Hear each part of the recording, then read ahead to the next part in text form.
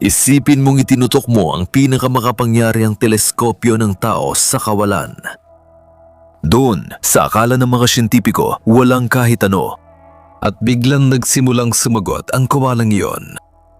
Libu-libong galaksya, ang iba ay mas matanda pa sa daigdig ng bilyong taon. Pagdating ng bagong teleskopyo, mas kakaibang bagay ang nakita. Sobrang maliwanag, sobrang mabibigat, sobrang maaga para dapat ay hindi pa umiiral. Dito lumilitaw ang tanong na hanggang ngayon ay gumugulo pa rin sa mga siyentipiko. Mali bang pagkakaintindi natin sa universo? O kaya naman, umasta ba ito sa paraang hindi dapat? Noong dekada 90, ang mananaliksit na si Robert Williams ay nagplano ng hakbang na itiluturing ng kanyang mga kasamahan na iresponsable. Gusto niyang ituong ang teleskopyong Hubble sa loob ng 100 oras sa bahagi ng universo kung saan walang kahit anong kapansin-pansing bagay. Para sa ibang astronomo, tila aksaya ng pera at oras na mahalagang kagamitan nito. Pero ginawa pa rin ni Robert Williams ang gusto niya. Siya ang direktor ng institusyong pang-agham at malaya niyang gamitin ang 10% ng oras sa teleskopyo. Nanghako ang mananaliksik na magbibitiw siya kung walang kawili-wiling makita sa bahaging yon. Kaya mula Desyembre 18 hanggang 28, 1975, sinimula ng teleskopyong Hubble ang pagmamasid sa bahagi malapit sa malaking oso. Ito ay isa lamang sa 30 bahagi ng lapad ng buwan ng daigdig. Birang resulta, nakakuha tayo ng 342 na larawan ng bahagi nito. Nalaman namin na maraming galaksi sa bahagi nito. Umabot sa 3,000 ang bilang ng mga ito. Ang edad ng ilan ay umabot ng 12 bilyong taon. Napansin namin na magkakaiba ang mga uri ng galaksi. At may mga elliptical, spiral, asul, kahel, pula at dilaw. Ang larawan na may iba't ibang klase ng mga galaksi ay tinawag na Hubble Deep Field. Ang tuklas na ito ay isang tunay na himala. Hubble. Hindi yon ang katapusan, nagpatuloy ang mga pag-aaral. Kailangan pa ng mga siyentipiko ng mas maraming datos ukol dito. Pagkalipas ng halos 30 taon, sinimulan ng teleskopyong James Webb ang misyong ito. Nagsimula ang unang bahagi ng misyon ni James Webb noong kalagitnaan ng 2022. Matagal naghanap ang aparato ng mga galaksya sa unang bahagi ng universo sa hiwa-hiwalay na bahagi ng kalawakan. Inaasahan ng mga siyentipiko na makakuha ng mga baryasyon ng Hubble Deep Field at di nila inasahan na may matutuklasang ekstraordinaryo sa pagkakataong ito. Gayunpaman, lumampas ang resulta sa inaasahan. Agad na naitala ng mga mananaliksik ang mga ganoong galaksya na nabuo makalipas ang 200 bilyong taon matapos ang malaking pagsabog. Maaring sabihing bahagyang nabuksan ng teleskopyong James Webb ang hiwaga ng hindi pag-aanong pag-aralang yugto ng pag-unlad ng universo. May mga katangiang hindi inaasahan ng siyentipiko sa mga galaksyang ito. Napakataas ng liwanag ng mga bagay na ito. Naglalaman ng mga ito ng dami ng mga bituin na katumbas ng bilyong solar na masa. Hindi akma sa ating pananaw mula sa pamantayang modelo ng pag-unlad ng universo ang ganitong kalalaking galaksya. Nagkamali ba ang mga siyentipiko noon? O baka naman may ibang paliwanag sa natuklasan ni James Webb? At higit sa lahat, hindi ba sinasalungat ng natuklasang datos ang teorya ng malaking pagsabog? Para mas maintindihan ang sitwasyon, balikan natin ang mga naunang pananaw sa pagbuo ng universo. Sa unang segundo matapos mangyari ang malaking pagsabog, ang 4 na pangunahing puwersa ay nagkahiwa-hiwalay sa isa't isa. Ito ay ang grabidad, elektromagnetismo, pati na rin ang malakas at mahinang interaksyong nuklear. Noon, ang universo ay isang mainit na halo ng mga pangunahing partikulo. Pagkatapos nito, sa sumunod na 3 minuto, bumaba ang temperatura ng kalawakan at lumawak ito. Noon nabuo ang mga nukleo ng helium kasama ng iba pang magagaan na elemento. Pagkalipas ng 400,000 taon, lumamig ang universo ng sapat para mabuo ang mga unang atomo. Ang paglitaw ng mga unang bituin ay nangyari makalipas ang 150 milyong taon. Ito ay mga higanting bituin na tinatawag nating mga bituin ng populasyon 3. В их составе преимущественно гелий and hydrogen. Sa paligid ng mga bituin na ito, nabuo ang mga kumpon ng gas at mga unang protogalaksi. Sila ay sumasagi sa madilim na materya. Sa tulong ng gravitasyonal na puwersa, ang mga galaksyang ito ay nagsasanib at bumubuo ng mas malalaking galaksya. Nangyari lahat ito sa loob ng halos 1 bilyong taon. Tulad ng nabanggit, ang datos mula kay James Webb ay nagbibigay duda sa bersyong ito. Sinasabi ng mga siyentipiko na dapat sana ay nakita natin ang napakaraming bahagi ng mga proto-galaxy na hindi pa nagsasanib. Gayunpaman, ang mga bagay na ating nakikita ay may tuturing na malalaking galaxy. Kasama sa ganitong uri ng galaxy ang GLZ-13. Ang redshift nito ay 13.1. Ang redshift ay ginagamit para malaman kung gaano kalawak ang paglawak ng universo. Kapag mas mataas ang redshift, mas mabilis ang paglayo ng isang bagay mula sa atin. Ang mga galaksya na may redshift na higit sa 11 ay napakadalang nating natuklasan. Habang nagtatrabaho, natuklasan ng Hubble Telescope ang isa sa mga iyon. Iba ang kwento kay James Webb. Bilang infrared observatory, kayang imbestigahan ng James Webb ang mas malalayong bahagi ng kalawakan. Batay sa redshift na nakita sa GLZ Lab, intatlo na buo ang galaksya sa unang 300 milyong taon matapos ang paglikha ng universo. Noong una, sinusukat ang redshift gamit ang photometric na obserbasyon na gumagamit ng iba't ibang kulay ng filter. Maaring hindi eksakto ang datos mula sa ganitong obserbasyon, lalo na pagdating sa eksaktong halaga ng redshift. Ang mga obserbasyon gamit ang Atacama Large Millimeter Array ay nagpakita na ang galaxy ay talagang may redshift. Pero ang halaga ay humigit kumulang 13. Ang masa ng GLZ-13 ay umabot ng 1 bilyong solar mass. Taliwas ito sa mga karaniwang modelo ng pagbuo ng mga bituin. Kung lahat ng posibleng sangkap ay nakibahagi sa pagbuo ng mga bituin, hindi sana ganito kalaki ang sukat ng galaksyang ito sa napakaagang yugto. Kahit ipagpalagay pa natin ang mga bituin ay nabuo ng napakabilis at mabilis ding nadagdagan ng masa, bakit hindi natin ito nakikita sa mga makabagong galaksya? Medyo mahirap itong ipaliwanag ng lohikal based sa tinatanggap na modelo ng kosmolohiyang Lambda CDM. Gaya man nakikita ninyo, ang lambda dito ay tumutukoy sa madilim na enerhiya at ang CDM ay malamig na madilim na materya. Sinisikap ng mga siyentipiko na ipaliwanag ang mga datos mula kay James Webb gamit ang isa sa mga modelo ng kosmolohiya. Halimbawa, gamit ang modelong Lambda CDM. May mga mananaliksik na nagsasabing ang mabilis na pagbuo ng malalaking masa sa pag-usbong ng mga bituin ay likas sa unang bahagi ng universo. Ang presyon ng gas at temperatura ay nasa mataas na antas. Ang mga salik na ito ang nakakaapekto sa pagbuo ng mga bituin. May teoryang mas maagang nabuo ang mga magnetic field ng pagbuo na nagdulot ng mas mabilis na galaw ng mga particle at mas epektibong pagbuo ng mga bituin. Mayroon ding ibang palagay ang mga mananaliksik. Posibleng ang liwanag ng mga galaksya ay napakataas dahil sa mga unang yugto ng universo, kakaunti pa lamang ang cosmic dust. Maaari ring isama ang datos mula kay James Webb sa medyo kontrobersyal na ideya ng modified Newtonian dynamics. Ayon sa modelong ito, walang umiiral na dark matter. Maaaring ipaliwanag ang mga posibleng bakas ng pag-iral nito sa pamamagitan ng mga gravitasyonal na osilasyon. May ilang obserbasyon ni James Webb na mas naipapaliwanag ng modelong ito kaysa Lambda CDM. Kahit na naitala ng teleskopyo ang mga galaksya na ang pag-iral ay sumasalungat sa mga kinikilalang cosmological na modelo, hindi nito binabasura ang teorya ng Big Bang. Ang teoryang ito ay nabuo batay sa napakaraming obserbasyon. Hindi natin basta-basta maaaring baliwalain ang mga ito. Halimbawa, ang Big Bang ay tumutulong malaman kung gaano karami ang bawat elemento sa universo noong simula. Sa pag-aaral ng lumang galaksya, inihahambing ang dami ng elemento sa teorya ng Big Bang. Gayon din, ang modelo ng Big Bang ay may hahambing sa redshift ng mas malalayong galaksya. Kapag ang liwanag mula sa malalayong galaksya ay dumarating sa daigdig, makikita nating ito ay humahaba. Mas matingkad ang pulang kulay nito dahil sa paglayo ng mga galaksya mula sa atin. Mula sa maraming obserbasyon, maaari nating sabihin na halos lahat ng bagay sa universo ay lumalayo sa isa't isa.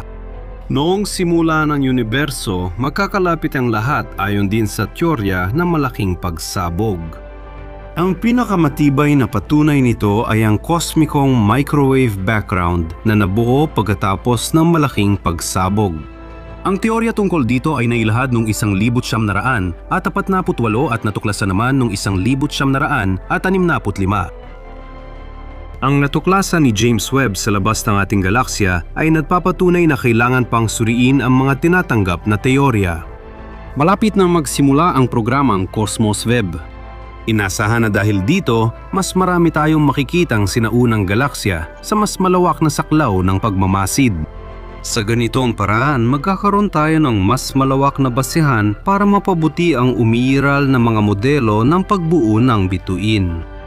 Ang James Webb ay maaring lubos na baguhin ang kasaysayan. Hindi gaanom nakakatulong ang paningin ng tao sa pag-aaral ng malalayong mundo. Dahil dito, daan-daang taon nang gumagawa ang mga inventor ng teleskopyo at spyglass na ang mga lente nito ay tumutulong makita ang kalaliman ng universo sa kabila ng layo. Dahil sa siyentipikong pag-unlad, naging posible ang pagpapadala ng mga aparatong may kamera sa mga ibabaw ng mga planeta sa solar system. Dahil sa kanila, nakita natin mismo ang mga mahiwagang bunganga, hindi pa natutuklas ang mga lambak, matitinding bangin, at iba pang detalye ng mga tanawin sa ibang planeta. Si Mars ang paborito pagdating sa pananaliksik. Pinakamaraming bisita mula sa daigdig ang dumalaw rito. Ano ang nakita nila sa tigang, madilim, ngunit napakabighaning planeta? Narito sa inyong harapan ang isang natatanging collage ng mga larawan ng Mars, kinuha mula sa mga katalogo ng iba't ibang misyon na kailan may bumisita sa batong katawan na ito sa kalawakan. Simulan natin sa malalaking estruktura. Ang larawang ito ay binuo mula sa 12-12 ng mga larawan na kuha ng kamera ng Mass Curiosity. Ito ay kinuha noong ika-1931 Sol noong Enero 2018. Ang bundok Sharp ay nakatayo sa gitna ng bungangang gale na may diametro na 76 na milya. Gusto mo bang silipin ang Mars sa mikroskopikong sukat? Siyempre! Makikita sa larawang ito ang batong may maninipis na patong sa Mars, may maliliit na umbok na parang kristal at mga mineral na ugat na may matingkad at madilim na material. Sa kasong ito, ipinapakita kung paano tukuyin ang hinahanap gamit ang karaniwang kagamitan ng mga probe.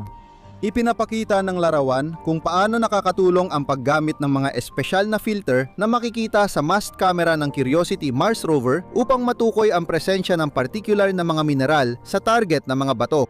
Ang larawan ay binubuo ng magkakasamang litrato na kinunan gamit ang 3 filter na pinili para magmuhang pinalaking kulay ube ang hematite, isang mineral ng iron oxide. Narito naman ang gawain ng Curiosity rover habang nagsasagawa ng pagsusuri noong Oktubre 17, 2017 bilang bahagi ng pagbuo ng bagong paraan ng paggamit ng drill ng rover ng kanilang team. Makikita sa larawan na sumasayad ang drill sa lupa habang sinusuri ng sensor sa braso ng robot ang sukat. Sa larawang ito mula sa instrumentong kimika at kamera sa Curiosity rover, makikita ang mga sedimentaryong layer, mineral veins, at mga epekto ng wind erosion sa Vera Rubin Ridge.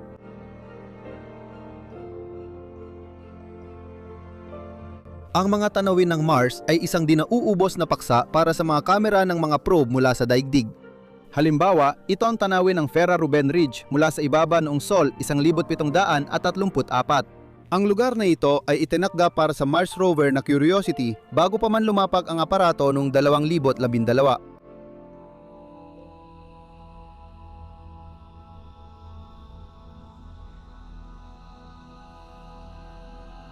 Isa pang anggulo ng Vera Rubin Ridge sa bundok Sharp sa Mars. Matatagpuan ang estruktura sa ibabaw ng mapulang bato ng Pormasyong Murray.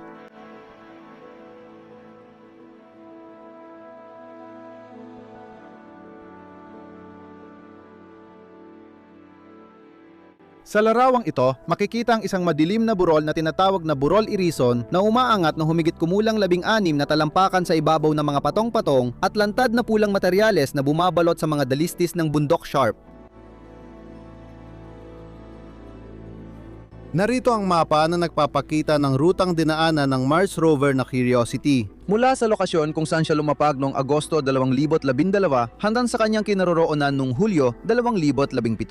Sol 1,750 pati na rin ang planong ruta papunta sa karagdagang mga geolohikal na patong ng bundok Sharp. Akala mo bang walang mga burol ng buhangin sa Mars na tulad ng nga sa daigdig? Nagkakamali ka. Tingnan mo, Nathan Bridges, isang buhangin ng bundok sa Mars. Isa ito sa mga hintong panangaliksik ng kampanya para pag-aralan ang mga aktibong burol ng buhangin sa Mars. Si Bridges, 1,966,2017 ang tumulong mangguna sa misyong ito. Isa pang tanawin ng aktibong pahabang burol ng buhangin sa bunganga ng Gale.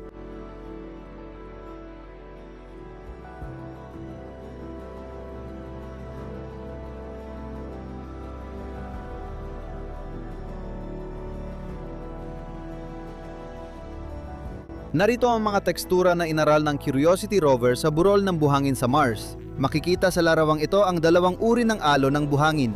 Editor? Mayroon ding mga natatanging ipu-ipo sa pulang planeta. Sumasayaw ang mga ipu-ipong alikabok sa sunod-sunod na mga larawan na kuha noong Pebrero 12, 2017. Dumaan ang ipu-ipong alikabok sa buhangin ng burol ng Mars.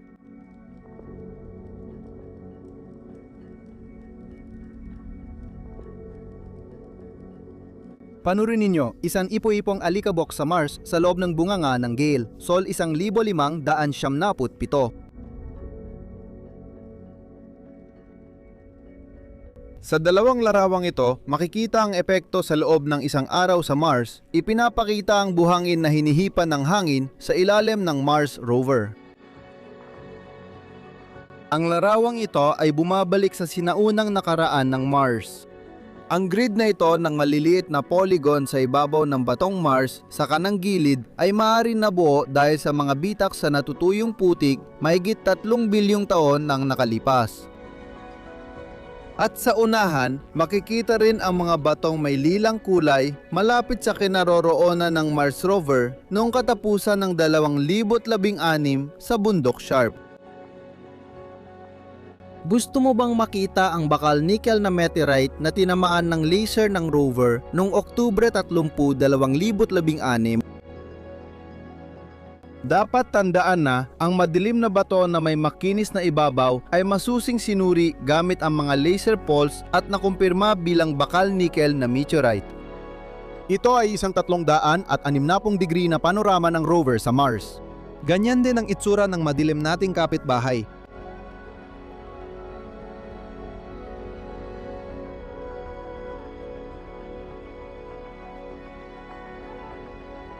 Sa sariling larawan na ito ng Mars rover, makikita ang sasakyan sa lugar ng pagbabarena ng Kela sa Murray Butte sa bundok na Sharp. Sa larawang ito, nahuli ang sandali ng katotohanan. Ipinapakita ng graph ang mga lugar na pinagmula ng unang 18 sample ng bato at lupa ng Mars rover para sa pagsusuri gamit ang mga laboratoryong kagamitan. Ang burol na MCMA sa Murray Butte sa Mars. Ang tuktok ng burol sa eksenang ito mula sa mast camera ay nasa humigit kumulang 5 metro sa taas ng rover at mga 25 metro sa timog silangan nito.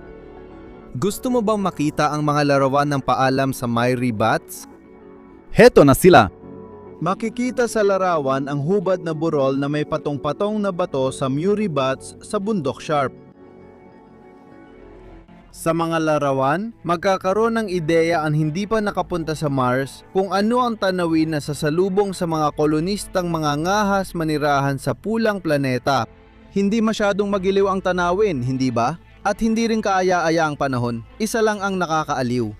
Maaring lumipas ang libu-libong taon at magtagumpay tayong gawing parang daigdig ang maalikabok nating kapitbahay. Kaya habang hindi pa ito nangyayari, magmadali kayong namnamin ang tunay na tanawin ng Mars. Ano ang pumapasok sa isip ninyo kapag naririnig ninyo ang salitang India? Nakakagulat ba ang tanong na ito sa channel tungkol sa kalawakan?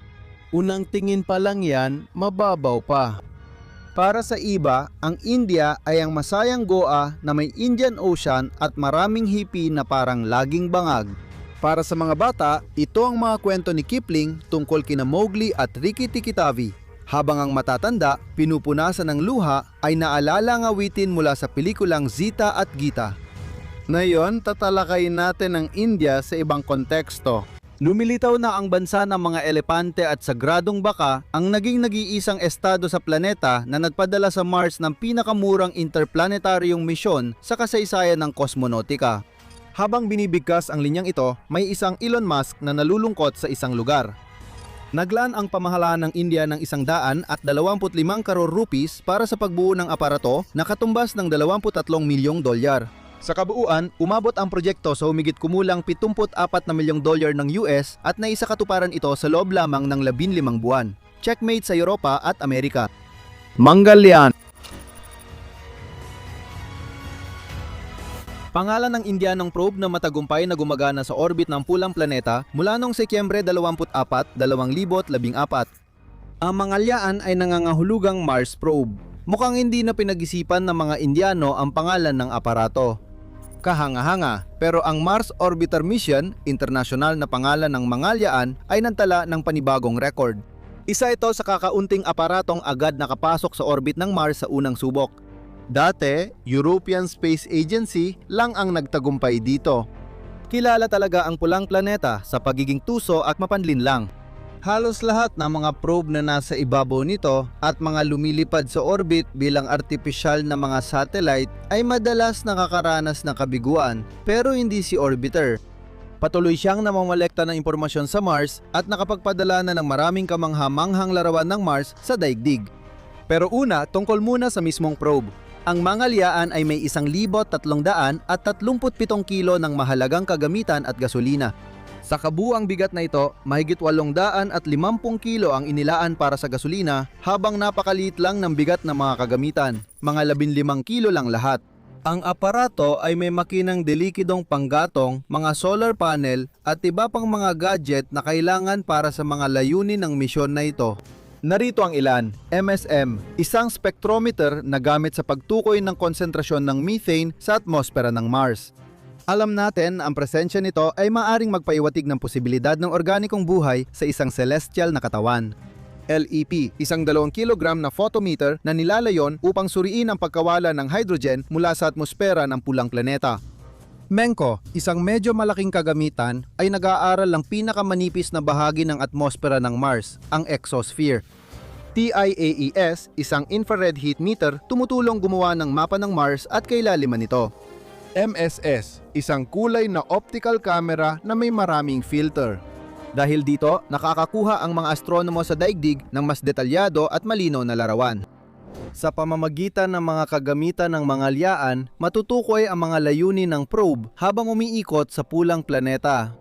Pinag-aralan ng aparato ang mga layer ng atmosfera at mineral composition ng Mars. Sinuri rin ng orbiter ang detalye ng ibabaw ng planeta. Mahusay na isakatuparan ng Indianong probe ang lahat ng gawaing ito. Dapat ding tandaan na ang pagkakaroon ng advanced na onboard computer na parang gusto mo pang kurutin ang sarili mo kung totoo nga ay ginawang isang autonomous na interplanetary station ang Mangalyaan na kayang lutasin ang karamihan sa mga problema ng mag-isa. Kaya, ano nga bang nakita ng probe sa Mars? Nagawang makita nito ang maraming bagay na hindi nagawa ng mga pinakasikat na gagamitan ng NASA. Simulan natin sa umpisa. Makikita sa larawan ang bunganga ng pital.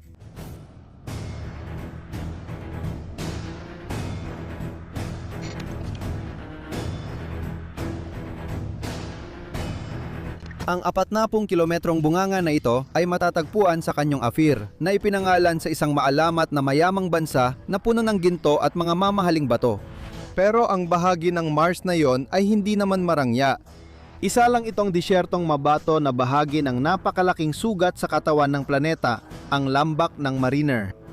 Ang kanyon ng Afir na bahagi ng higanteng network ng mga bunganga at bangin ay nakuhanan ng larawan ng orbiter mula sa layong 1,857 kilometro at sa larawan ay malinaw na makikita kung gaano katarik at matarik ang mga pader nito.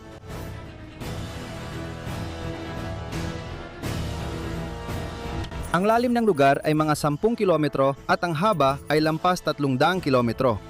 Ang mismong lambak ng Mariner ay naitala rin sa mga larawan ni Mangalyaan.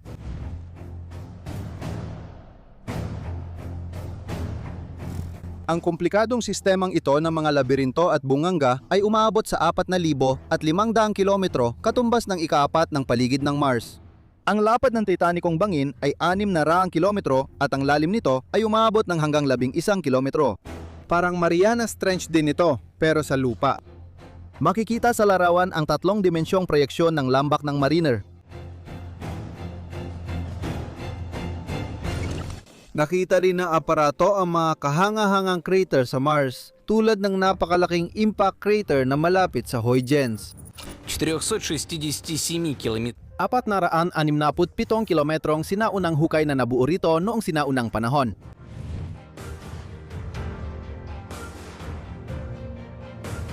Nakuha rin ng kamera ng orbiter sa lente nito ang mga crater ng Gale at Coma Solo.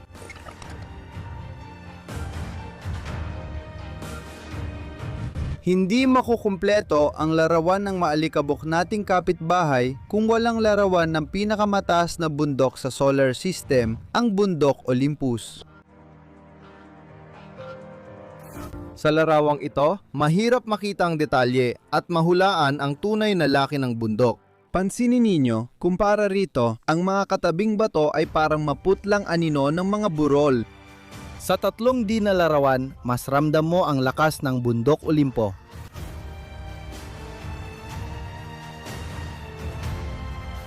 Ang bundok na ito sa Mars ay isang matagal ng patay na bulkan na may taas na 26 na kilometro mula sa paanan.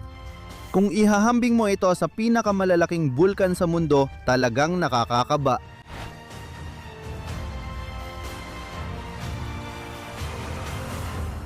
Ang diameter nito ay 540 kilometro. Hindi lahat ng bahagi ng mundo ay maaaring magyabang ng ganitong kalaking sukat. Ang kaldera pa lang ay umaabot na ng 85 kilometro. Sa tuktok ng Olympus, halos walang atmosfera. Doon ay may technical na vacuum at ang presyon ay nasa 2% lamang ng nasa ibabaw. Bilang paghahambing sa Everest, ang bilang na ito ay halos 25%. Balikan natin ang mga bagay na tila mas maliit sa gitna ng ganitong pagkakaiba-iba. Halimbawa, nakuhanan ng sondang Mangalyaan ang bihirang pagdaan ng maliit na Phobos sa harap ng malaking Mars. Wala kang masabi, ang ganda ng background para sa batong insekto. Narito ang isa pang kapansin-pansing larawan, ang shield volcano na Arsia.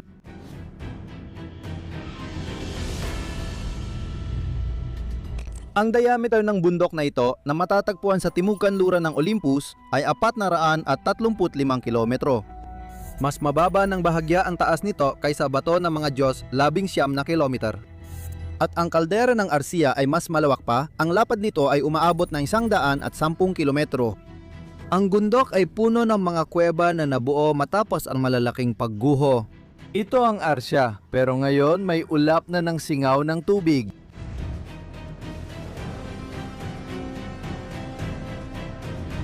Totoo bang puro detalye lang ng planeta ang kinuna ng orbiter at hindi ito nakuhanan ng buo kahit minsan? Siyempre, meron ding mga kumpletong larawan ng Mars.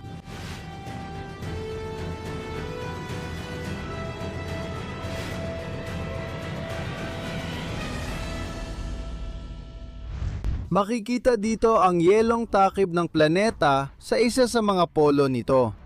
At sa larawang ito, makikita mo ang atmosfera ng planeta. Pero lahat ng bagay ay may katapusan.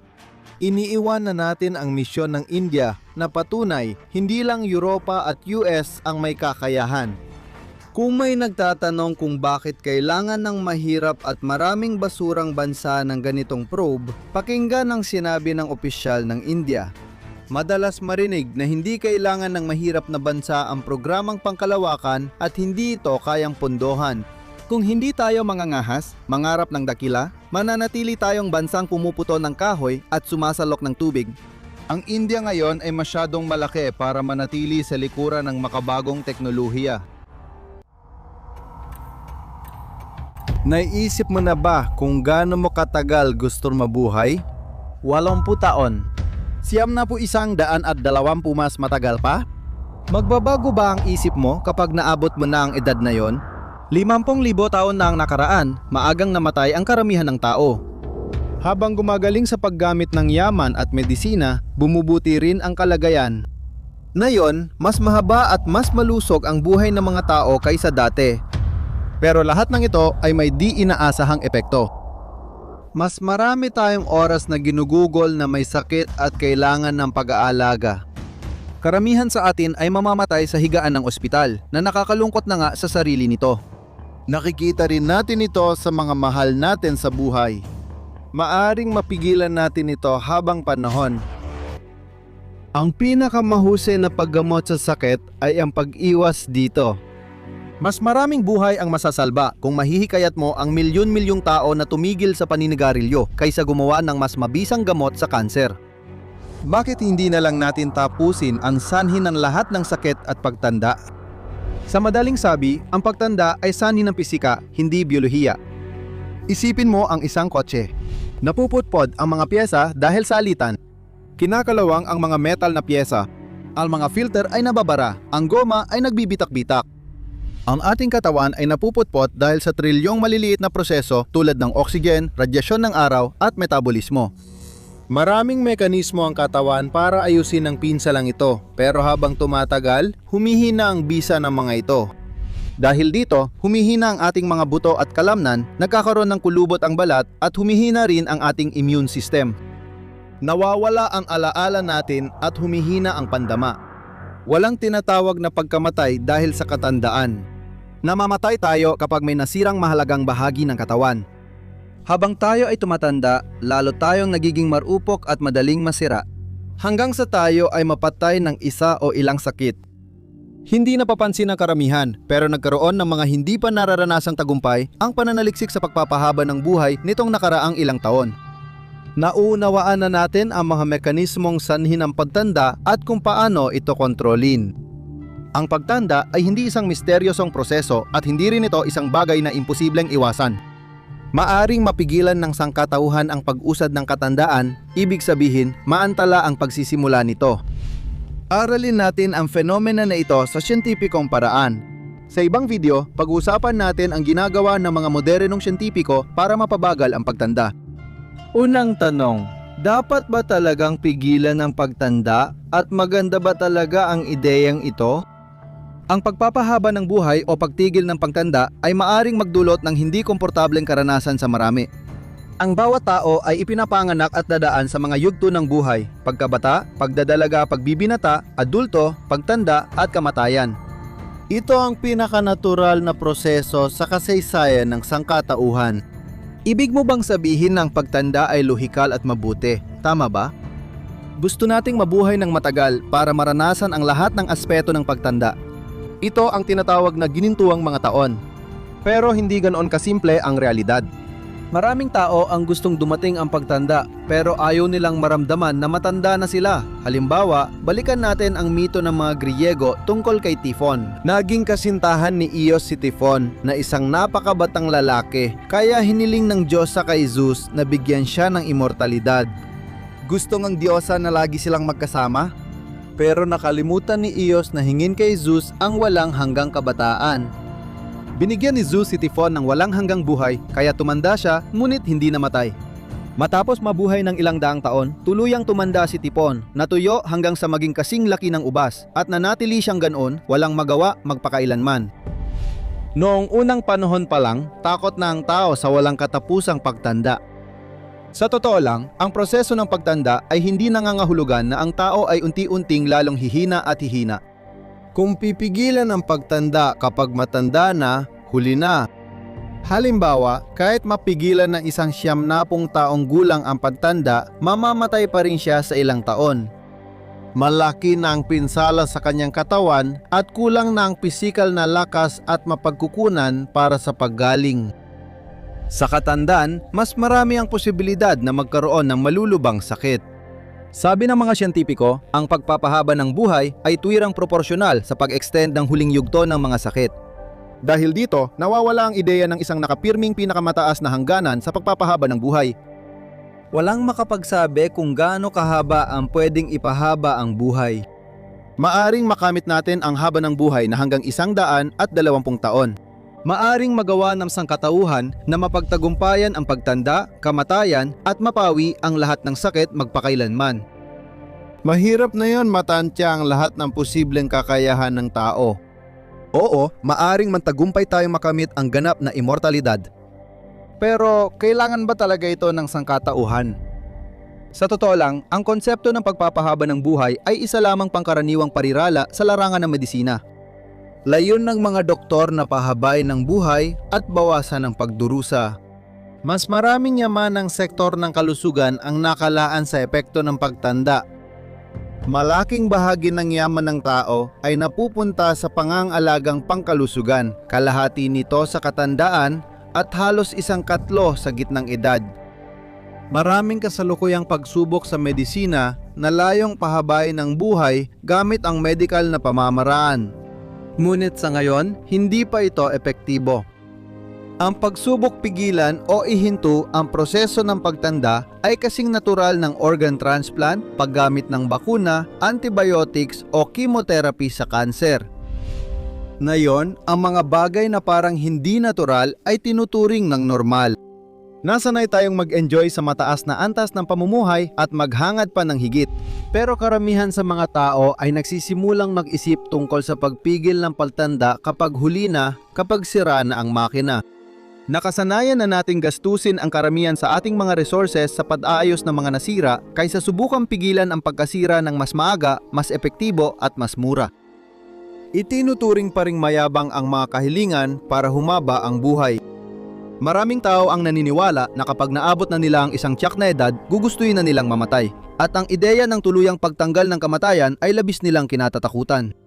Ang pagtatapos ng biolohikal na pagtanda ay hindi nangangahulugan ng pagtatapos ng kamatayan. Maaaring ihambing ito sa larong pambata sa labas tuwing gabi kung saan gusto mong pahabain pa ang oras ng laro at pigilan ang paglubog ng araw. Natatapos ang usapan sa walang hanggang laro kapag napagod na ang katawan at ayaw mo nang maglaro. Kung may isip natin ang mundong walang sakit, pagtanda o kamatayan, paano kaya ito makakaapekto sa atin pagkalipas ng 100 o 200 taon? Kung alam nating mas hahaba ang buhay natin, mas aalagaan kaya natin ang planeta. Kung pwede tayong magtrabaho ng 150 taon, ilang oras kaya ang mailalaan natin sa paghahanap ng talagang gusto nating gawin? Gaano kaya katagal pwede nating gugulin sa pag-aaral, pagbuo ng pamilya at iba pa? Mawawala kaya ang pressure mula sa lipunan at ang pakiramdam ng stress na nararanasan ng isa sa bawat 2 tao sa planeta natin? O baka naman mas lalala pa? Itatanong ko ulit, kung papipiliin ka, ilang taon mo gustong mabuhay ng malusog kasamang pamilya at mga kaibigan? Ano ang ideal na kinabukasan para sa iyo? Ang kinabukasan mo ay nakadepende sa iniisip at ginagawa mo.